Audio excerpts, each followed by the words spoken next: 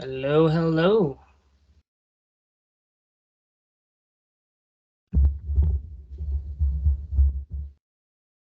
Hello. Hello. I'm gonna wait another 5 minutes and then we'll see how many people show up. Okay. I'm going to mute my mic again for now. All right, no problem.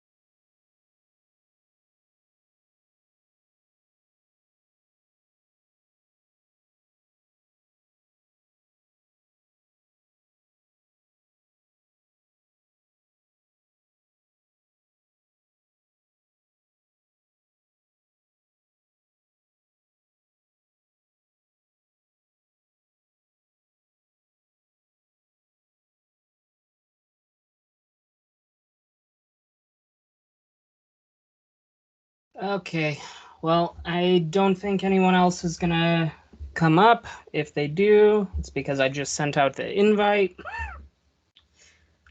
Um, so quick question before we start. Are either of you prior military?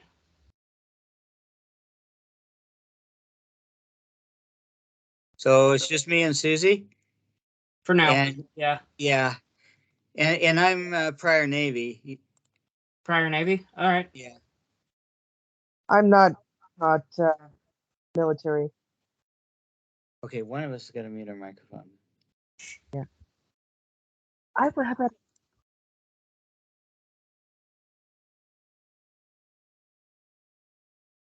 We're trying to get the echo to go away because we're both in the same room.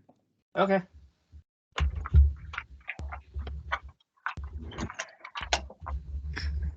Not anymore.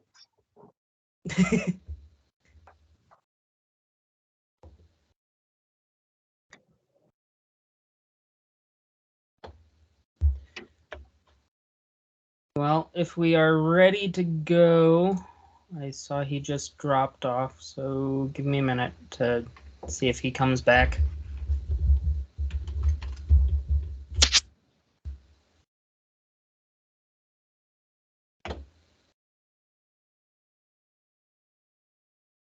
Don't know why he would have dropped off.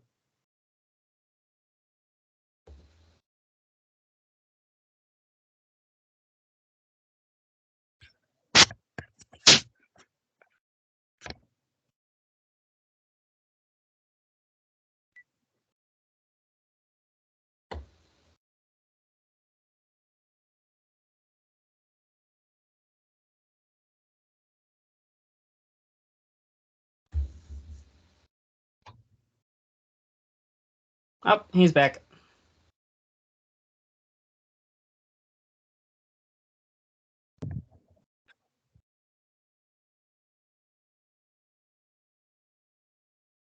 Sir, you're muted. Honey, you're muted. Okay, yeah, There you go. I used to be computer technical, but things have gotten away from me. Well, I guess I don't see anyone else joining at the moment. If they do join in, I'll just keep a tally of it. But I guess we'll get started. All right. So the DLOs of the day. Would either of you mind reading them out? If you can see it. Actually, Sure. I should ask you this. Does this look okay? I've got a new setup here, so. Yeah, it looks okay. Okay. Kind of small. It's kind of It's small. kind of small. All well, right. I've got on my phone. She's on a phone and I'm on the computer. Okay. Let me try something then. I can See if probably this just. works. Oh, that makes it better. Okay. There we That's go. better. And I can still read it too. All right. Okay, describe 3 academic definitions of leadership and define leadership in your own words. Identify at least 5 qualities of leaders and defend your choices. Defend the principle that one need not be a commander to be a leader. Explain why leadership. Sorry. Explain why leadership in a volunteer environment requires leaders to lead persuasively. List the traits of authoritarian, democratic, and laissez-faire leadership styles. Laissez-faire? Yeah, still laissez-faire is the correct pronunciation.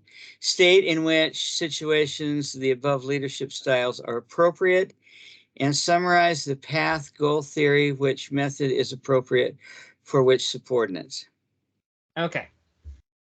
Now this one is specific for military only. So the military person, can you read them off? Sure. Understand how leading volunteers differs from leading paid staff or military personnel. Understand why volunteers serve and how to retain volunteers. Choose and apply an effective leadership style for leading volunteers. Understand how to reward volunteers effectively, and how to value volunteers. Discuss how to help volunteers adjust their efforts and grow. Okay, so you want to start with this page or the other page since Susie's in the room? We're just gonna keep going. Okay. So that just know that there are going to be pages that are military oriented and they're gonna be marked. Okay.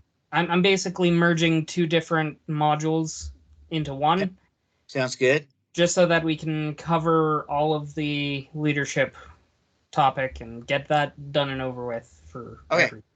Go ahead. I'll wait then for you to tell us what you want us to answer. So, the first exercise of the day is consider which of these techniques might help you successfully engage with the volunteers you lead. To create job descriptions for duty positions on the organization chart that identify key skills, peak work times, expectations, and responsibilities in easy to understand terms. To have a huddle to discuss how things are going at the beginning of each meeting. Stick to a set time like 5 minutes. Use the huddle to check on members' goals, etc. At your next open house, include a volunteer appreciation aspect to the celebration. Oh my goodness, that was hard to say. That's okay. Hold regular check-in meetings with each individual to understand their triumphs, challenges, and experience. Use these meetings to adjust commitments and duties to match what your volunteers can give, and use the time to help volunteers with training needs and paths. Design a profile sheet for new members that helps identify their strengths, interests, and talents. Use this to match volunteers with duties and projects to balance commitments. And if none of these seem like a good fit for your unit, what might work? Be creative. So one of the listed options, which one might help you successfully engage with the volunteers?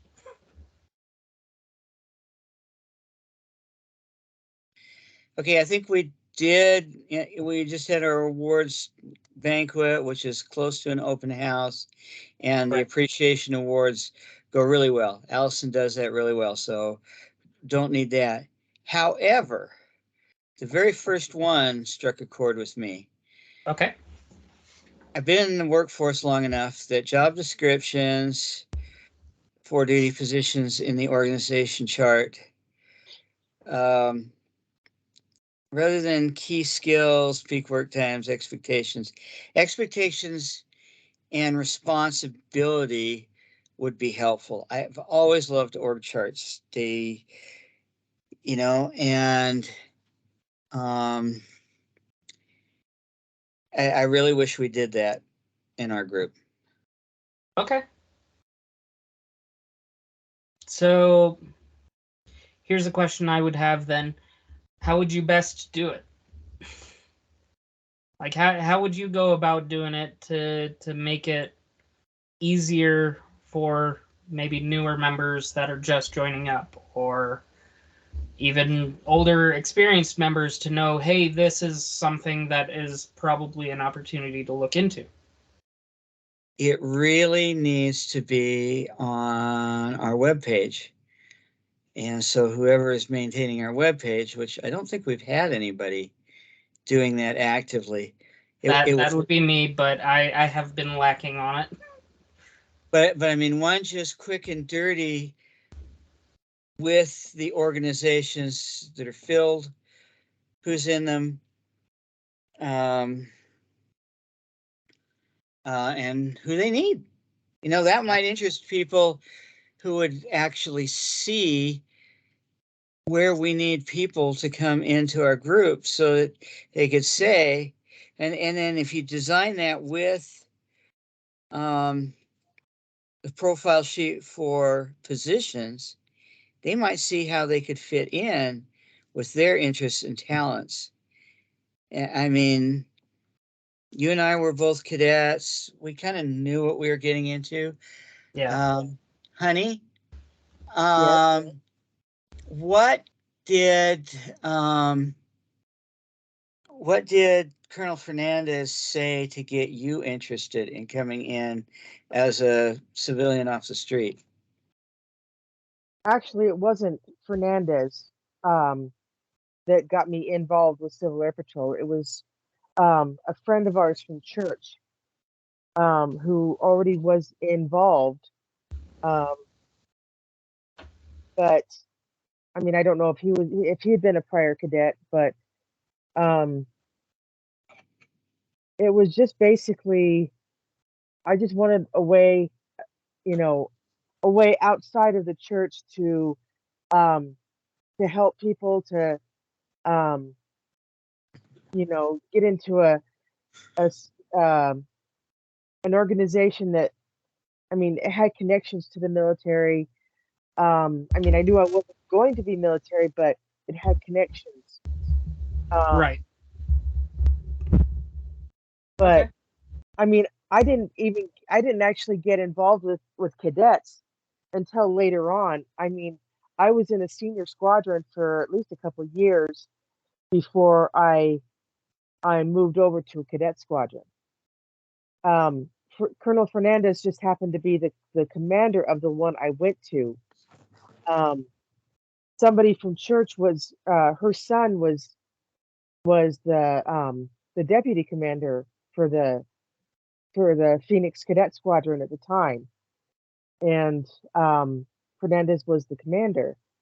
And so I decided to check that out and go over there and see what that was all about. And I mean, I liked it, so I switched over, and I've been working with cadets ever since. So, but yeah,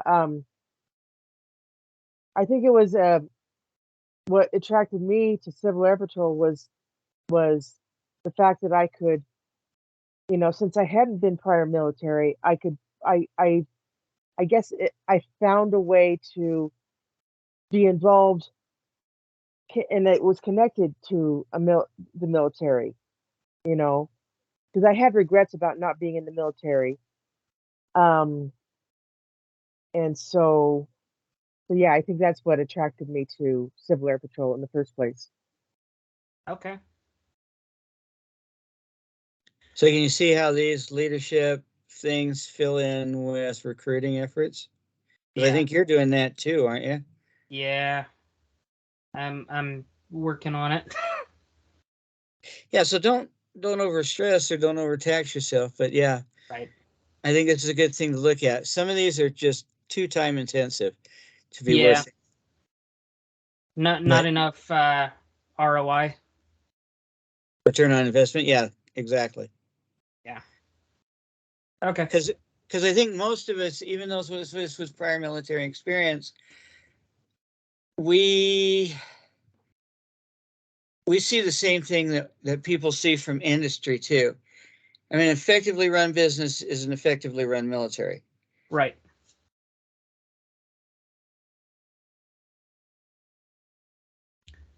All right. So that first one really strikes with you better than all the others? Huddles would be nice. I mean, that was one of the things that um, Captain Hawk introduced right away. That would have been nice, but we never got around to it. Right. Uh, Okay. Again, that's time intensive. Check-in meetings wouldn't hurt, but again, it doesn't. It should not be time intensive.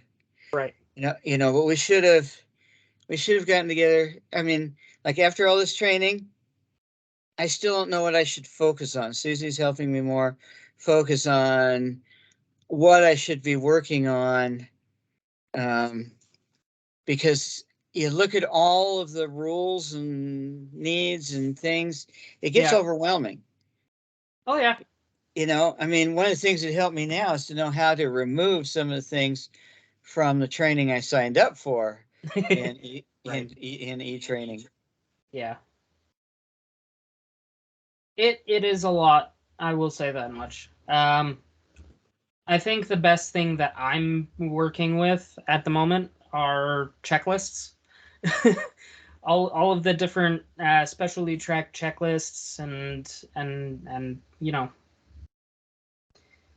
just like a pilot, checklists are life. Oh yeah, I mean checklists. The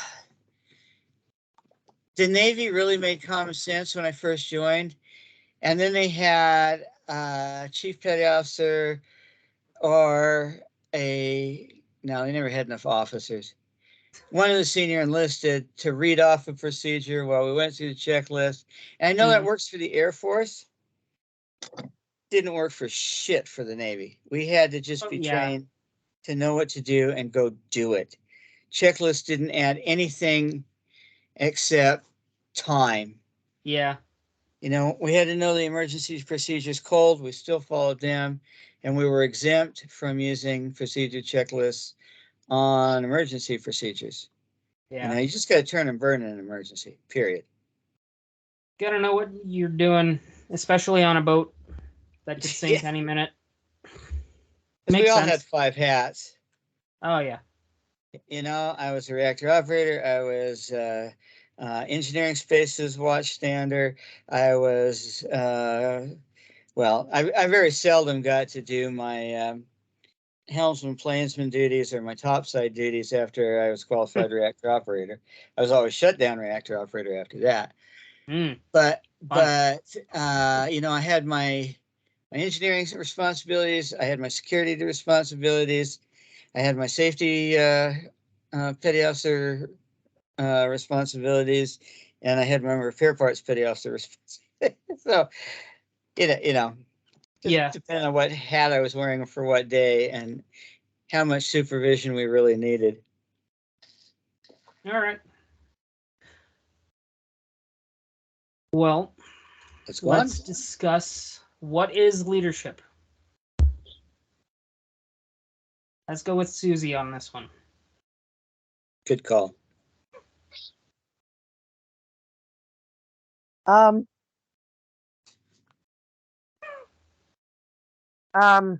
Okay. Sorry, putting you on the spot. Yeah. Basically, I would say like guiding someone, showing them how to do it and guiding them through the process of whatever it is. I mean, like a boss would just say, do it, no questions asked. I don't care if you know how to do it or not, just do it.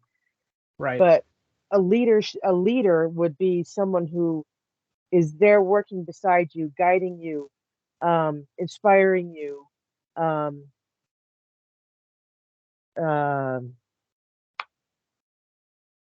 yeah. All right. I like that. It's the difference between leadership versus management. Yeah. Right? Yeah. So let's name several leaders. Why does society consider those people leaders? I'll start off. Let's go with Martin Luther King Jr. He was a big leader. And he was a leader of volunteers. He inspired his people. He was, well, I'm not just going to say extremely smart. He was brilliant. I mean, let's put it this way. He was charismatic, which is not necessarily required for leadership, but his people had faith in him because he was always there with them. I mean, there wasn't a rally that he wasn't there at. I mean, maybe later there wasn't. We don't know that. But, you know, he was there. He was there for the march. He was there for all the visible stuff. He didn't delegate as much as he should have. Because one of the qualities of a leader is to know when to delegate, because you don't want to get overloaded. To me, Another great leader was George Washington. He was a military leader first, but obviously he inspired his people, and the people under his command knew that he was not going to give an order that would get them killed. Correspond Putin, who just considers his troops fodder. Yeah. I mean, we see all the bad Exactly. leadership playing out today, and all the good leadership from the past is Mhm. legendary. Yeah. And no, they don't have to come from a particular background. You know, Abraham Lincoln was, you know, first and foremost a lumberman. Okay, and he came from the frontier, but he gained his education on his own. I mean, he was self-taught, Mhm. and he became, you know, the greatest leader of his time, although people from the South couldn't see that. But he For the inspired longest both time. leaders. I mean, he chose two good generals, and one had to return to the South because that was his people. Yeah. Um, those men had positions of authority, but positions of authority can be thrust upon us. I've never been a leader. I'm an NCO. Okay. I still consider myself a trained non-commissioned officer. So if it comes to officer and a gentleman, I would strive to be higher than any captain I ever knew. Okay. But it was because a captain inspired me and didn't give up on me. And I learned a lot. I learned a lot from my ship's captain, Captain Beale.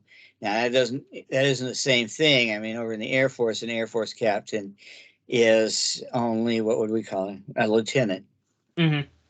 Um, I know a lot of lieutenants that I did not respect in the military, you know, and it shows again in the Ukraine. Yeah. You know, officers over there were giving unlawful orders that killed them. Our servicemen had to do the same damn thing in Vietnam. Yep. Um, so a leader never pushes his people too far, does not regard the lowest tail gunner, okay, as inferior. I mean, on your aircraft in World War II, your tail gunner was in a very vulnerable position, but he was in an important position, Mhm. okay, even though he was, you know, not even a tech sergeant in most cases. Well, what we would consider tech sergeant. I don't remember what the Army Air Corps ranks were, but on a ship, on an aircraft, you know, you cannot take anybody for granted. On a carrier, you know, the Yeah. Airbus may be only an E5, but damn it, what he says on his flight line goes, because he's the main guy responsible for safety. You know, on an Air Force line, you know, those flyboys better respect their crew chief because their Yep. crew chief keeps them alive. You know, and again, he may only be an E5. So, Or sometimes lower. yeah, everybody has a position first and foremost. They better know their job or nobody's going to respect them. Yep. Susie and I were talking about respect in the world these days. Yeah. You know, you respect people because they value you. And, you know, I would have followed my 05 captain and my commander, my executive officer. Mhm. We would have followed them to our deaths, you know, because they had the position, the training, they led us by example. Yep. Susie, why don't you name off one of the leaders? Uh, someone that comes to mind when you hear the word leader. Okay. Let's see. I think Derek mentioned some of the ones I would have mentioned, like Washington and Lincoln. Um, I'm trying to think of somebody more recent. Um, Hmm. Probably the one that's coming to my head the most is John F. Kennedy. Okay. Uh, he was like when it came to the space program, he was, I mean, he gave a goal and he was trying to, to get people on board with it. He was um, trying to inspire people with it.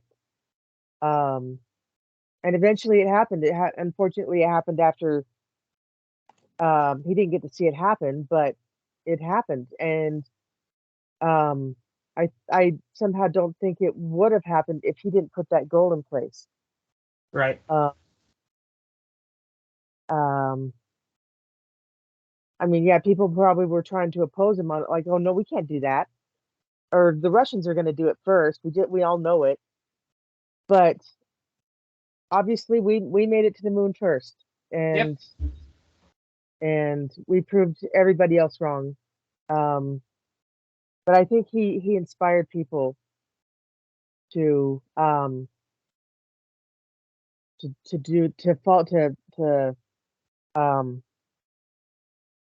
to fulfill that goal. Yeah. So what does leadership mean to you? Now that you thought about all of these different leaders.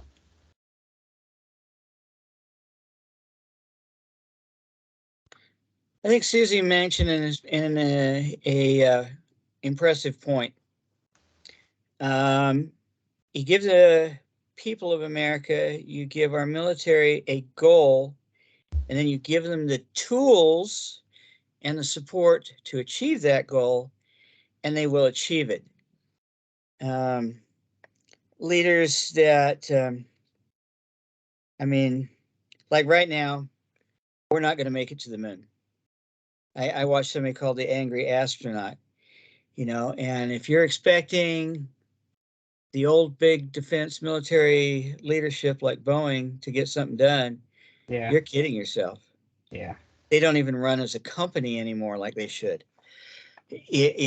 So every president besides Reagan and Trump betrayed the American people. I mean, I was in during Reagan. I supported my president then. It's been hard to support anyone ever since because they don't set goals and give people the ability to achieve their goals.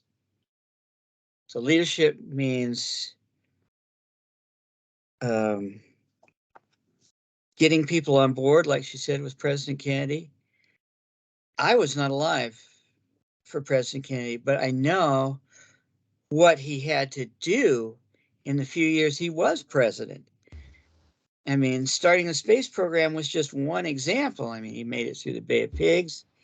He protected the American people through everything. And then you got a coward like Lee Harvey Oswald that just destroys someone that's competent. Yeah. But they put themselves out there. Leader leads with his people. I mean, two of the people that I also thought of when you were asking Susie was Schwarzkopf and Powell. I Strong actually leaders. don't know those names. You've got to be kidding me.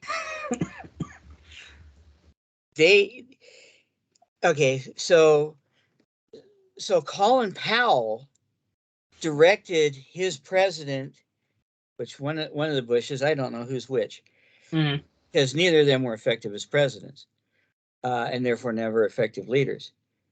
But it was Colin Powell that communicated to the people during Desert Storm and Desert Shield what needed to be done. He was the leader of the Joint Chiefs of Staff. And Arnold Schwarzkopf, I think his name was Arnold.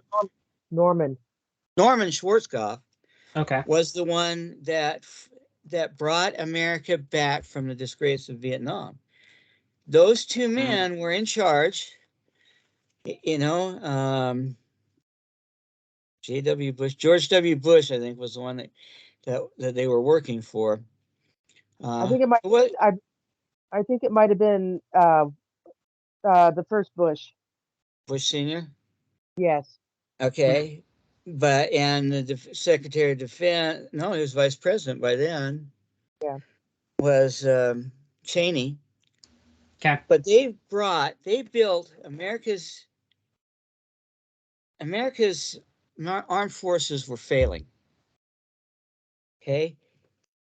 During Desert Storm, Desert Shield, the armed forces were supported at the right funding levels. Promotions were being given, and they knew what their objectives were. They gave clear objectives, and they won Desert Storm. Sorry, give me a second. Sorry, were you looking them up? But yeah, these were great leaders that have already been forgotten. Yeah. We tried to get Colin Powell to run for as a Republican for president. He said, "Why in the world would an intelligent black man want that job?" That's literally what he said. Well, he didn't say black man. Why would anyone want the job of president? Because he'd seen all the ins and outs in the politics. Yeah. He was there in the White House, and as chairman of the Joint Chiefs, brilliant man. All right. Yeah. So, what do the various definitions of leadership have in common, and how do they differ?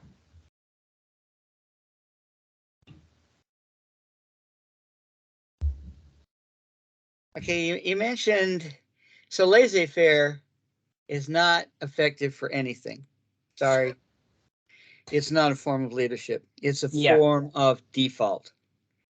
When you don't want to have a answer to a question, you're using laissez-faire leadership. And you hope that someone has the competency to find the answer for you. Mm-hmm.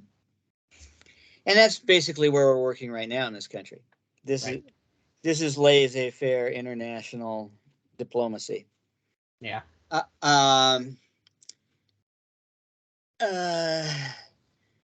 Military leadership is authoritative, but I can't remember which one it was the first one that was mentioned on that list.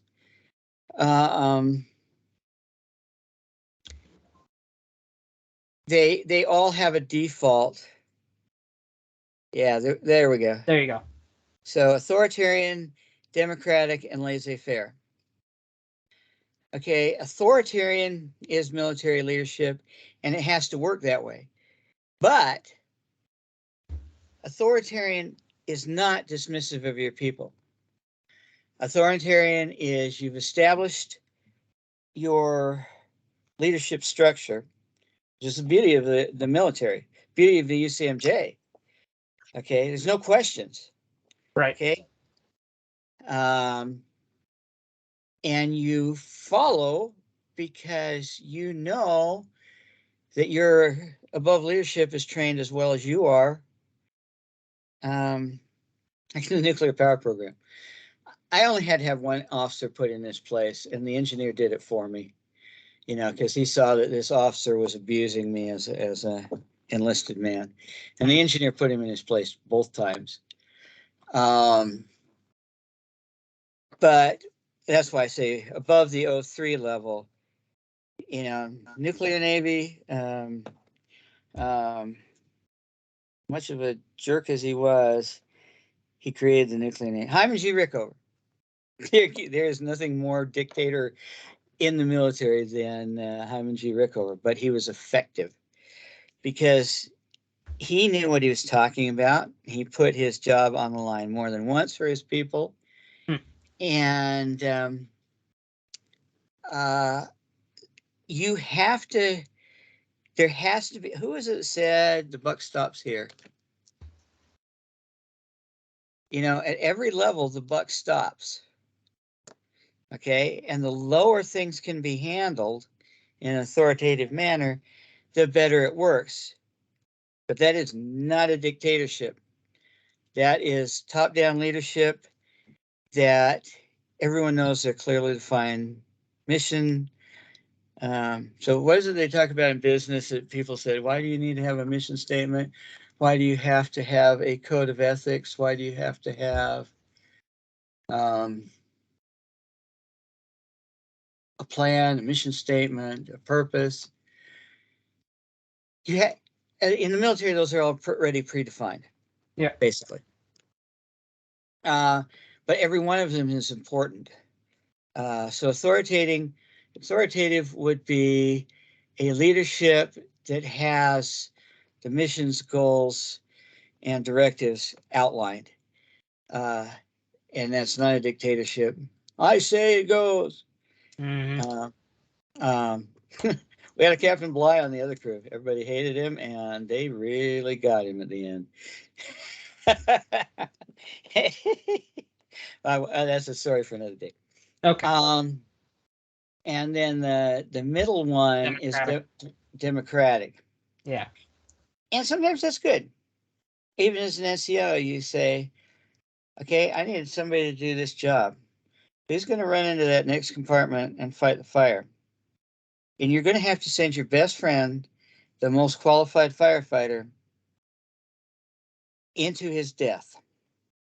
It's literally what, that's really what the role of firefighting shipboard is, certain death. And you got to send your best man in. And you're going to be doing it with tears in your eyes. Who's going to volunteer for this? And it's going to be your best man that comes forward. And even though you're the fire team leader, you know damn well you're sending your best friend to his death. And that may be authoritarian, okay, but it's also democratic. You're not willingly going to send your worst man because you don't like him. Mm-hmm. You've got to send your best man, your best volunteer, because he's the only one that can get the job done. I went in a steam suit one time to stop a steam leak. Again, my best friend was sending me to my death, but I got it done because I was trained. I knew what to do. Right. Sometimes you have to do it democratically, and your best volunteer is going to be the man that says, I got the training, here I go. And that's just what you got to do. Yeah. So democracy can work, especially in a volunteer organization. You've got to have democracy. Oh yeah. Can't get anything done without. No. Who's going to volunteer? Yep. Well, shyly. I'm the best. I'll do that. Who's got this training? All right. So, what leadership technique did Lincoln use in the Gettysburg Address? And why didn't he use his presidential power to just this how it be?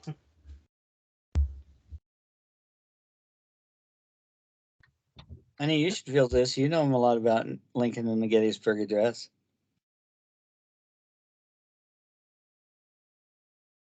Crickets. He inspired. Leadership by inspiration. Were you talking to me, honey? Yep. Yeah. Oh, sorry. Someone came in and that was a disturbance, but Yeah, sorry. tackle. I already said that Gettysburg Address was inspirational. Why didn't he just order people to do things after the Gettysburg Address? Because, well, I think because people understood what he was. I can't remember the exact basis of the Gettysburg Address right off the top of my head. But I think he inspired people to do what was right. And yeah, like I said, I can't remember So the context was they just fought at the Battle of Gettysburg. They could still smell the rotting corpses from where his podium was. And he's trying to tell people, war's not over. We hallow this ground because we could not do better than these men that died here for hallowing that ground. And, you know, it wasn't an order to continue the war. It was an inspiration of, we got to finish things now, people. And in a volunteer environment, leading by inspiration is very good. A story goes a long way. For me, as a what are we as training officers in the platoons? You know, I got a lot of sea stories for the kids. They love them, and I can be a little verbose, but you know, knowing that somebody's been there before you. Mm-hmm. You know, patting these kids on the back when they make rank advancements, nothing beats that in the volunteer environment. Caring about your cadets, caring about, you know, the other people in your organization.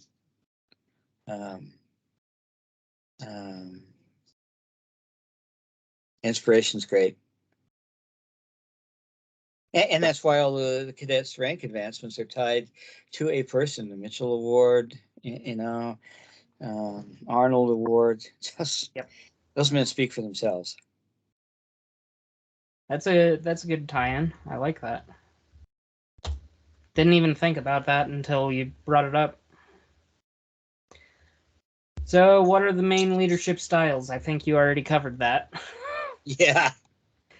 All right, for military guy, what skills do you bring from your military service that apply best to CAP, and what skills do not apply? My strongest skill that I brought in was esprit de corps. All right, I like that. And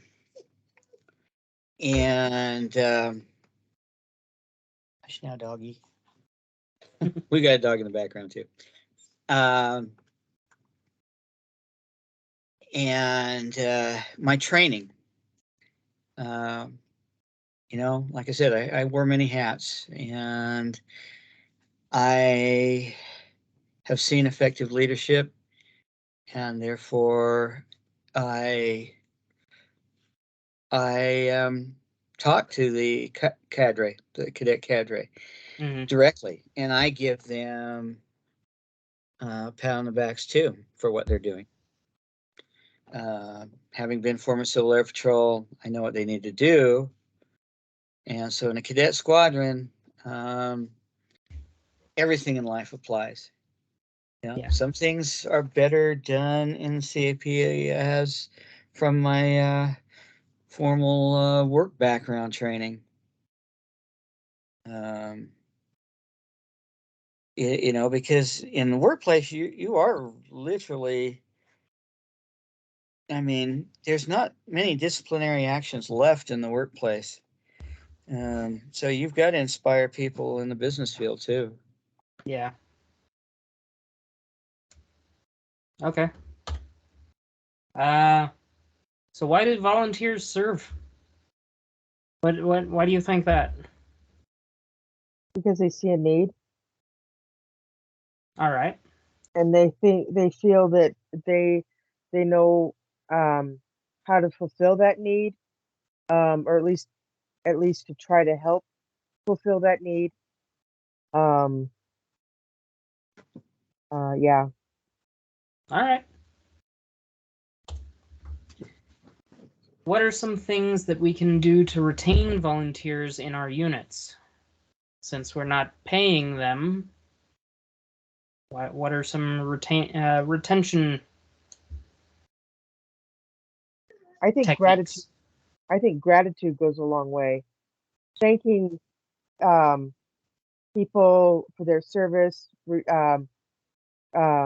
showing them respect, rewarding them for you know, for what they're doing. Um, like he was saying earlier, um, at the award ceremony, you know, she even recognized the adult members, Yeah. uh, for being there and for helping. Um, even if we hadn't done anything like significant, she thanked us for being there, for helping where we were needed. And I really appreciated, um, I really appreciated her recognizing us, you know, for what we were doing. So Yeah. Yeah, appreciation, respect. Were we Thunderbirds when they met up at Judge Memorial? yes, yeah, That that was previous leader was not an effective leader because he didn't have a training system. He wasn't running the program the way he was running the program. It was his kids. He led it more like a coach and really never made us feel welcome Got it. until the Carlises came back. You know, Yeah. respect, dignity goes a long ways. Oh, yeah, it definitely does. So, which leadership style is most effective with volunteers?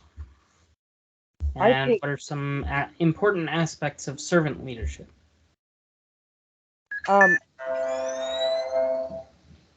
I Sorry. I think a leadership style that's good with volunteers is the probably the democratic one, because you can get feedback from them, um, because certain people come from certain backgrounds, they have certain careers, they have certain knowledge that can help with a task at hand. Right. Um, whereas certain people might not have that knowledge. So You're yeah, fine. I think yeah, I think I think it would be probably democratic would be probably the most effective. Yeah. You're fine. Oh, Sorry, our the dog. dog? Yeah, Okay. Yeah, he's Kit. an attention hog. Yeah, he Ha- is. Hound is more appropriate, but he's actually a hog. Uh, so, yeah, the what with CAP, everything's pretty well spelled out, and you know, it's amazing to me how cadets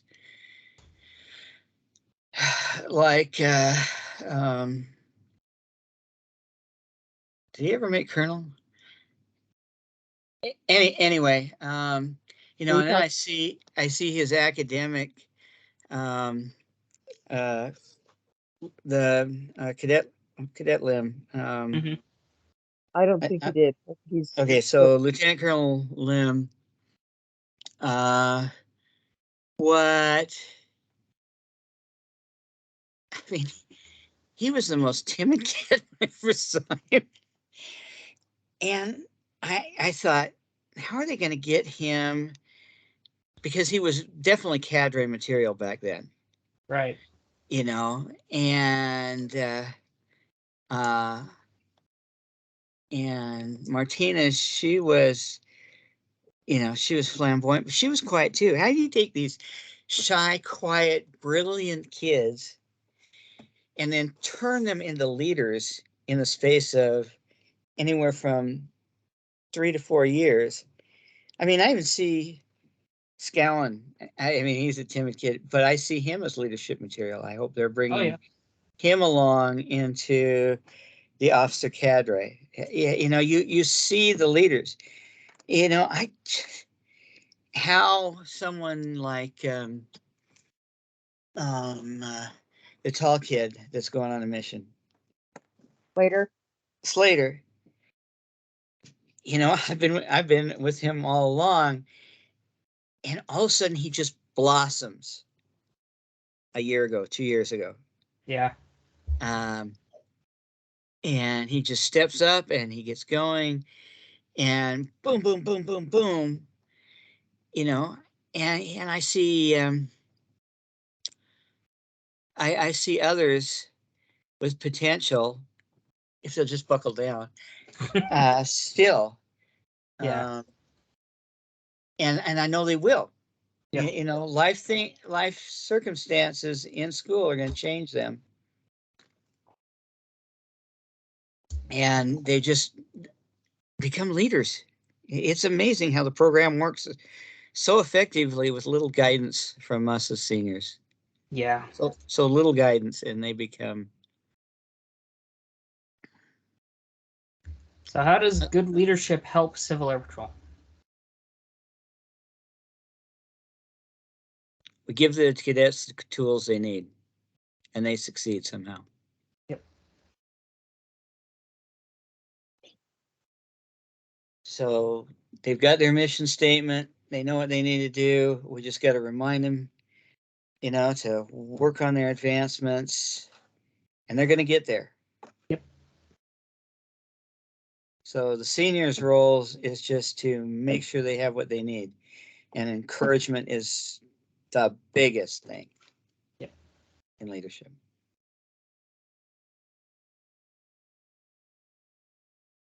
Susie, anything to add? Nope. Okay. What are some ways we can and should reward volunteers? I think the new coin system at the at different levels. I mean, to have gotten recognition from Colonel Fernandez and now Colonel Hess, or I mean, Captain Fernandez. Colonel. Colonel. Colonel Colonel. Fernandez. Colonel Fernandez and Hess's lieutenant colonel. Yep. No, he's a colonel. He's a full colonel now. Oh, Okay. he's a full bird now. Okay, yeah. Yeah, I you mean, know. Sure. But I mean, to recognize someone in a cadet squadron from the wing level, big time. Recognition at the awards banquets, thanking people for helping at work days. Yeah. You know, letting people shine, and then recognizing them for what they did. Yep.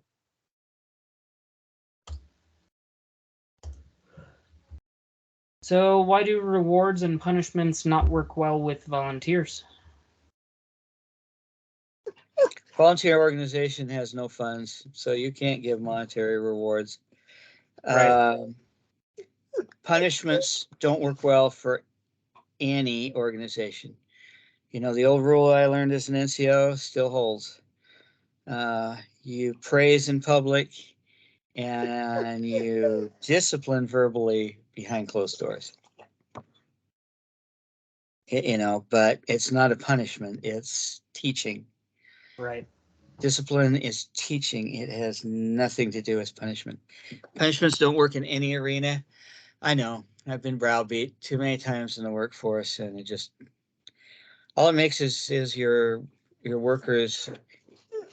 All it makes Not is want to work for you. yeah, exactly. It alienates people so fast. Yep. And if you punish people too much when they're volunteers, I mean, they're giving forth their time and talent, and you know, you could lose them. Yeah.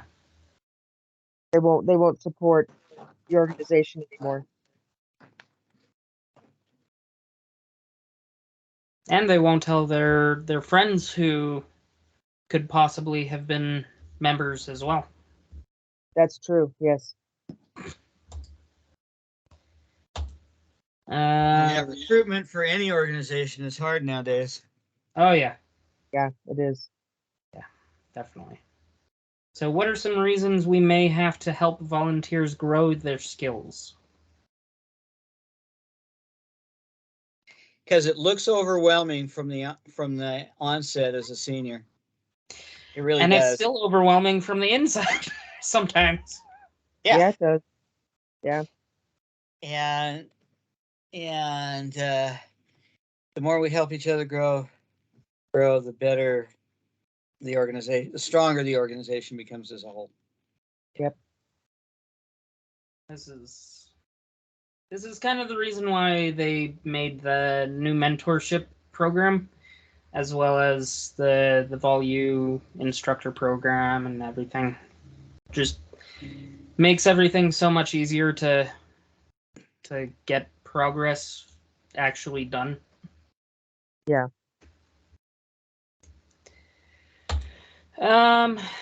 Looking at the time, I don't think we have a lot of time for these. Maybe one or two. Let's go with this one. One of the members of the unit sits in the back of the room and is negative about changes in progress. He makes snide comments throughout the meeting, and it disrupts the energy and activities. How should we handle the situation? Susie?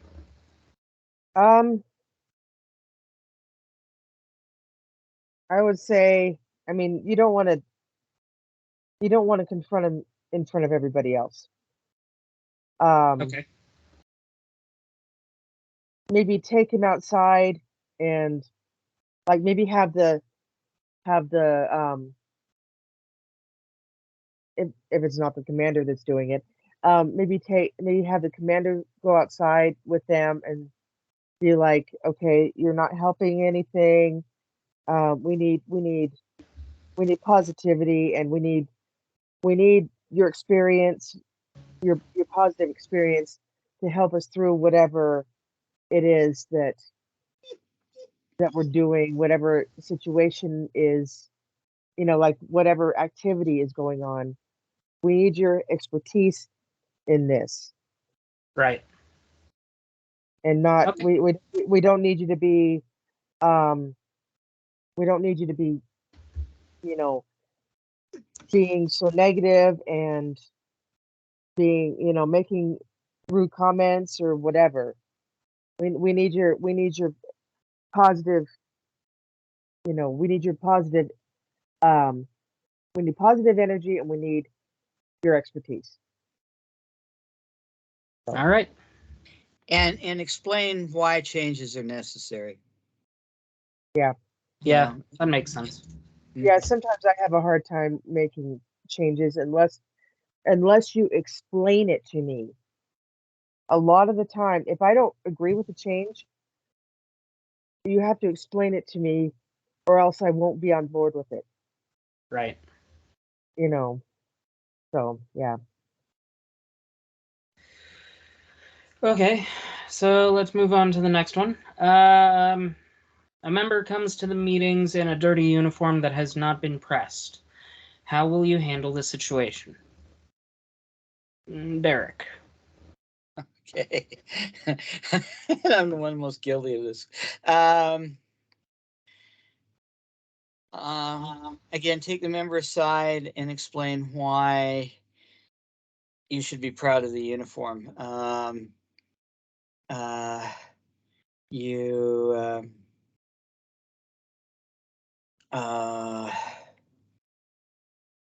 that's the beauty of the poles and grays. They don't really require ironing. They're permanent press, and maybe suggest a different uniform. And we don't press the ABUs. ABUs either, which that shocks me from the Marine Corps. The corner is so sharp that you should be able to cut butter with them. Right. Right. Well, BDUs sometimes got ironed. Yeah. Sometimes. You can't. Not a lot of the time, but it obviously happens. There's no laundry, and you better start with it cleaned and ironed before you head out to encampment. But it's sure not going to end up that way. Right. So yeah, after an encampment, it definitely needs a laundering and a ironing. Yeah. Boots need to be repolished. Yeah. But if I it does come down to helping somebody understand esprit de corps. You know, that Yep. uniform, you know, you are representing the seniors in the Civil Air Patrol to the cadets. If they see sloppy, they're going to do sloppy. Yep. if I could add something, Yeah. I remember when I was in the not the Thunderbird Squadron, but the Phoenix Cadet Squadron. Uh-huh. One of the senior members was giving a presentation on how to properly care for your uniform. And he was talking about respecting the uniform because there are people who have died in that uniform, and that we needed to show to show that we respect the uniform and to treat it well and to not leave it just not leave it on the floor or when you take it off just just throwing it in any old fashion, but hang it up Right. and respect it even when it's on the hanger. Um you're not um you're not gonna disrespect it by just dropping it anywhere. Right. Just put it like on a hanger in an orderly fashion. And like Derek was saying, that I'm sure that we're all guilty at some point of doing exactly that, even though, especially as senior members, we understand that that there are members of our military that have fought and died in that uniform, and so we Yeah. need to respect it. Um, so Cheers. so yeah, I just wanted to say that. Yeah. No, I like the addition. All right, and we have made it to the end. So, do you have any questions on leadership and leading volunteers?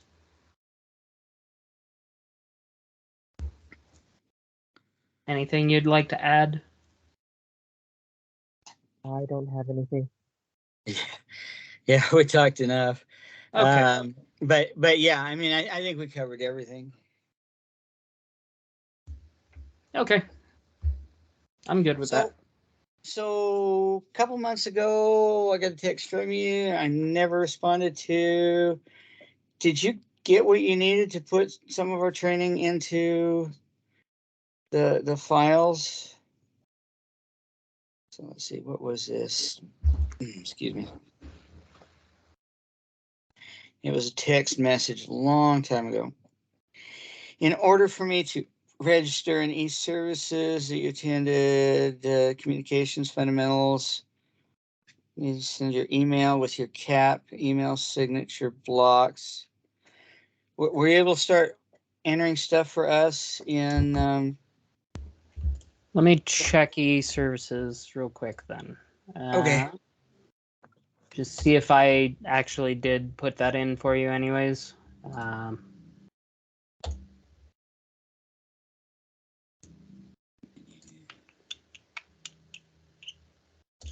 It's going to be professional levels. CAP ID. So 846. I think it's 846. 378. Let me pull my card out again. 8. Yeah. Too many No, numbers to have memorized when you're an adult. 646-378. Is that what I gave you? I don't know, probably, but here we go. Is that a part 1 or part 2? Advanced grade, That transitions, blah, blah, blah, blah, blah. We haven't picked you a path to progression yet. So we need to do that. okay. I think wasn't that my Prior to that, military,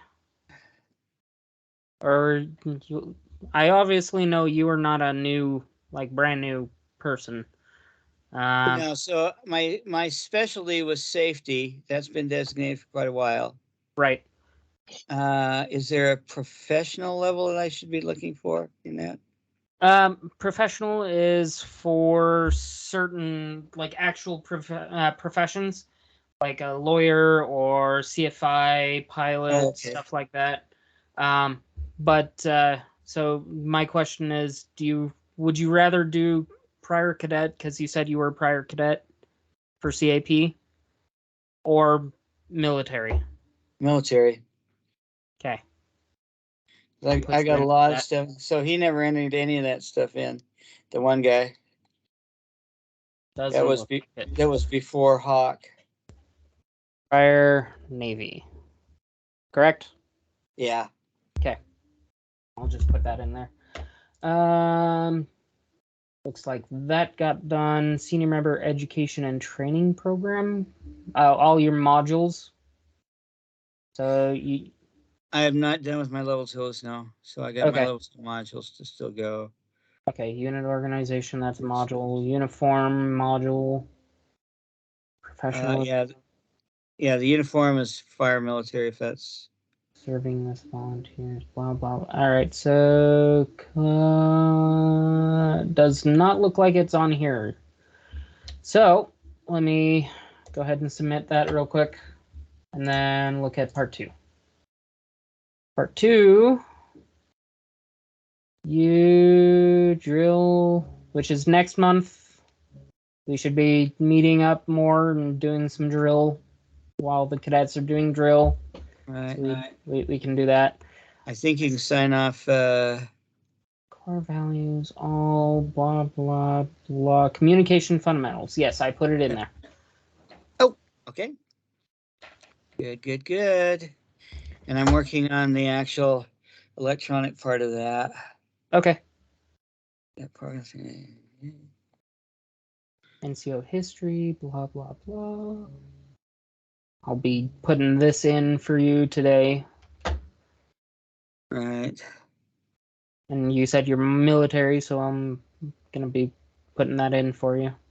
Because some of them are military track oriented, others are new and professional. If you want, yeah, I guess that was all for the level 1s. Yeah. From before, but a lot of these are repeats of what I did to get to my level 1s. Yeah.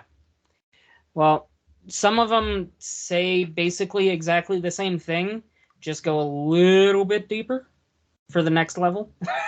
Okay. So it will sound familiar. It's just because they're trying to drill that into your brain. Right. So if you notice, you only needed to complete one of either of these.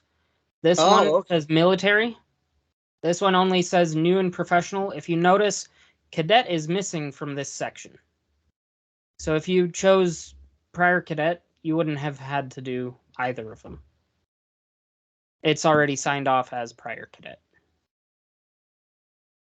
So some things are like that. It's just whichever one. Okay, and so today we did leading volunteers. Yep, for you. Okay. And then for Susie, we'll sign leadership fundamentals off. So there's a bit in here. I'd like to see you get your technician. Yeah, I'm working on that. It's a little harder than I thought it would be. Okay. Do you need a mentor or something? Because I can look into some things to try to help. I don't know if there's any other safety officers. Susie? Yeah. Well, and she's not designated. I'm the one designated to teach other people safety track, so as a mentor. So yay. Navigating these services, yeah. There's a bit in here that needs to be done. Okay. But that's all level 2 part 2. It's not even like, don't worry about this much. You should probably be focusing on part 1. Okay. to be honest. So customs and courtesies, you'll be That's doing correct. the CAP one instead of the new and professional one. Okay. That one you'll be getting. How far up did you get in Navy? Well, I was an E5 there, and I was a tech sergeant when I was a cadet. And you're not going the NCO route. You're staying with officership. Officer training, yeah. Okay. I'll have to look into that, but there is some like advanced grade to be expected, maybe. Okay. As soon as you get finished with part 1 of level 2, we'll look into that Okay. because advanced grade is only given after part 1 of level 2. Right. But you already have some grade from the old system, I'm assuming, from finishing level 1. Right. Okay.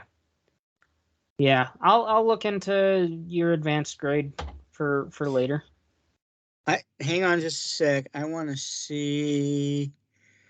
Sign in. Robot, sign in. Okay. So I'm in e-services.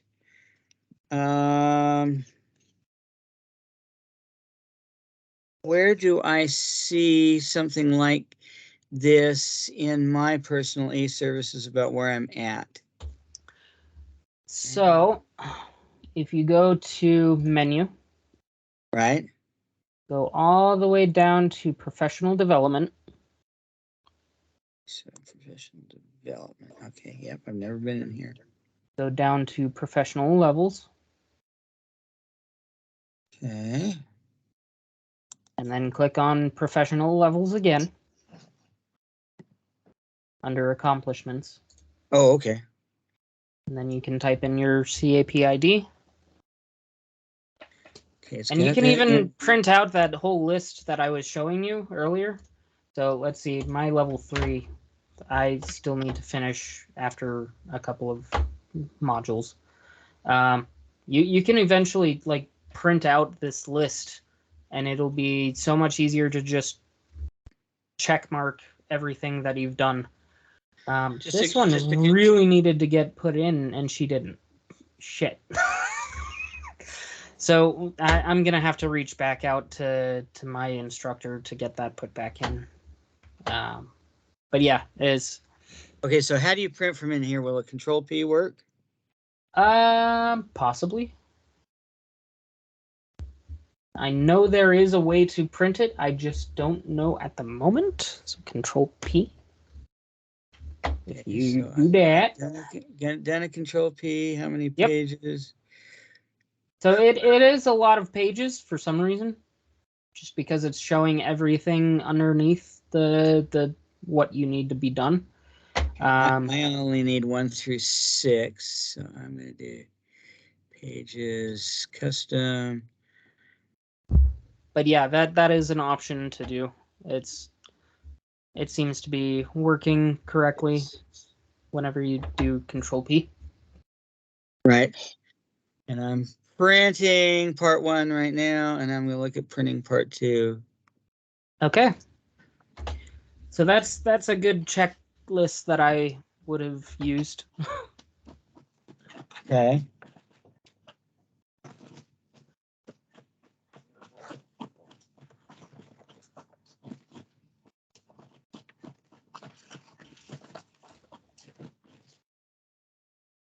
Alrighty, that helps a bunch, actually, Chris.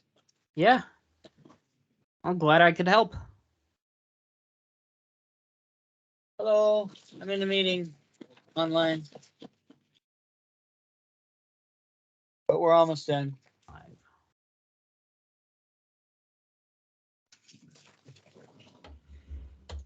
Okay. I don't have any other questions for you. All right. Susie, any questions? Nope, not that I can think of. Anything I can help with progression? Not that I am aware of. All right. Well, thanks for joining. I'm going to stop the recording now.